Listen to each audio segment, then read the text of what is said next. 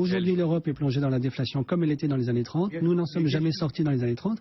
Et finalement, la porte de sortie, malheureusement, ça a été la guerre. Donc je crois qu'il faut être conscient du fait qu'une fois qu'on est vraiment plongé dans la déflation, aucun économiste ne sait aujourd'hui comment on en sort.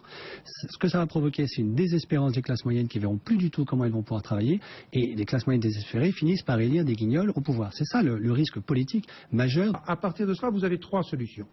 La première solution, c'est celle qui consiste à dire on essaye de faire redémarrer le système bancaire et le multiplicateur bancaire, ce qui est la meilleure des solutions. C'est pas facile. La deuxième solution qui a été évoquée tout à l'heure, c'est-à-dire le grand plan d'investissement public pour pallier l'absence d'investissement privé. Okay.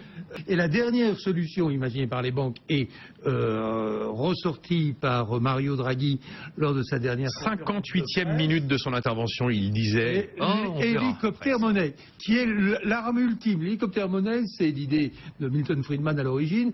Je passe un hélicoptère, puis je jette de l'argent, puis les gens attrapent les billets de banque, qui a été remise au goût du jour en se disant, mais au fond, si la BCE faisait un QE for people, c'est-à-dire qu'on donnait directement de l'argent aux gens pour qu'ils relancent la machine économique. Le point suivant qu'il faut comprendre, c'est que justement, inonder le marché interbancaire ne sert à rien. C'est ça la difficulté. À cause de ce que vous disiez il y a un instant, c'est-à-dire même si vous mettez des tombereaux de liquidités dans le bilan des banques, celles-ci, si elles n'ont pas des demandes de crédit en face d'elles, elles ne pourront pas prêter. Donc on inonde les ménages? Et donc la question, moi je crois que c'est tout à fait pertinent aujourd'hui de se poser la question d'un quantitative easing for people. Absolument. Ça c'est une vraie question. Je vous donne un exemple, juste après 2008. Non, vous m'auriez dit il n'y a qu'un seul pays. Vous m'auriez dit le QE for people, vous ne me l'auriez pas dit. Voilà. Vous m'auriez dit mais non, il y a un seul exemple. En 2008-2009, il y a un pays qui a mis en place un quantitative easing for people, c'est l'Australie.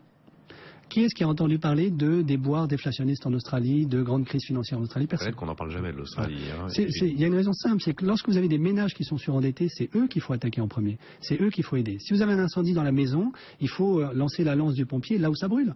Pas à l'étage du dessous, sous prétexte qu'il y a des gens très riches à l'étage du dessous qu'il faut protéger. Oui.